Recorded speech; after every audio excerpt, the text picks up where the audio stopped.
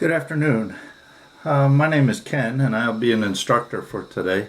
And I wanted to bring you down here to the training room to let you know about a new project that we were just assigned from a company that's wishing to manufacture these little tiny model airplanes. I think they wish to use these for a decorative item in their main lobby.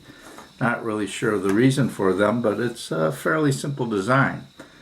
So today I'm going to show you a standard work order, a standard procedure for standard work and how we're going to assemble this plane. It's very simple, so don't get nervous or anything, and I'll give you plenty of time to try this on your own before you actually go out on the line to build this. Our current order is for about 100 of these planes. So it should be fairly simple. The takt time should probably be maybe, we'll do some time studies on the line, but it shouldn't take more than 5 minutes per plane. So let's start from the basics. The cell will be divided into basically 5 cells, and each cell will have its own individual process to follow. We'll be using a one-piece flow here so that avoid batch processing. We want to be able to expedite this as soon as possible.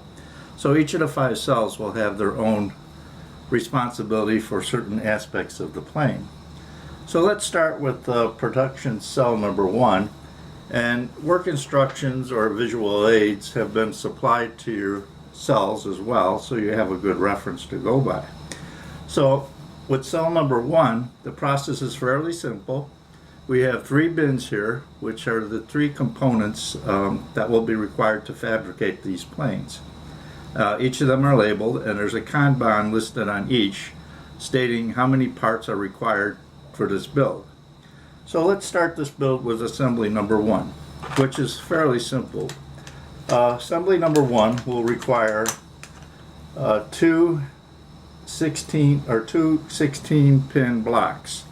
And this is basically the beginning frame of the airplane. And we want to just start by taking one on the table and overlapping it to create basically the body and the wing. You could actually hold it so that you got a good T connection there, such as this. So it starts to begin to look like a plane. You got the wing and the main body. So that would be performed in cell number 1. And just be careful, make sure that you have that on there solid and it doesn't fall apart for the next operator. The second work cell is requires 5 8-pin blocks, so we'll remove for this example 8-pin blocks, 5 8-pin blocks. So we got 2, 4, 5, and then again looking at your visual aid, we'll assemble this, and starting by placing 2 overlapping such as this and 2 on the other side, and they get placed under the wing space so that there's 1 pin out.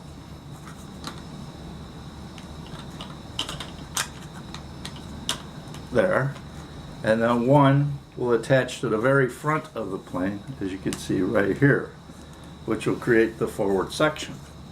So now we're starting to see this thing come together a little bit and make sure everything's secure. So that's good. That's cell number 2. Then moving on to the third operation in cell number 3, again we'll require 3 8-pin blocks. So we'll remove 3 8-pin blocks from the bin, and these are placed at the tail end of the plane. So again, I like to take 2 overlapping like this. They get placed on the bottom side, and then 1 will get placed on the tail, such as that. Now this is starting to look like a plane, and making sure everything is secure.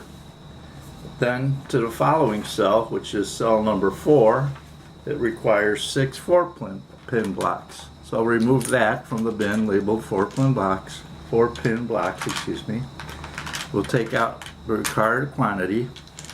Again, looking at our visual aid, we will place 1, which will go up here, kind of the cockpit.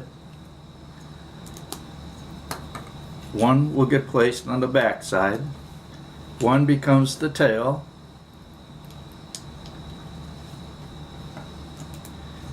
And two will be used as the running feet underneath the front wing. Hope you can see my work here.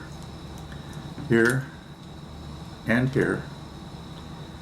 And one on the back side for the landing gear, which gets placed right, whoops, excuse me, right here. So there you have the finished plane. Now I have a sample of it that is on each and every one of the tables, and this can be used as a guide too in case you run into problems. Then the fifth and final operation is to examine the plane to make sure that it complies to the drawings, that everything is intact and no loose ends. And then after inspection, if it's passed, we just move it on for final packaging with the entire kit.